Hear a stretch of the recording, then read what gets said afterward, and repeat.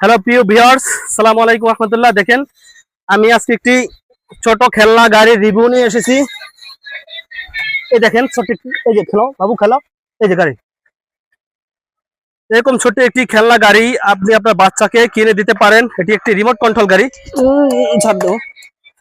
এই remote control একটি গাড়ি দিয়ে আপনি চাইলে আপনার বাচ্চাকে মজা দিতে পারেন।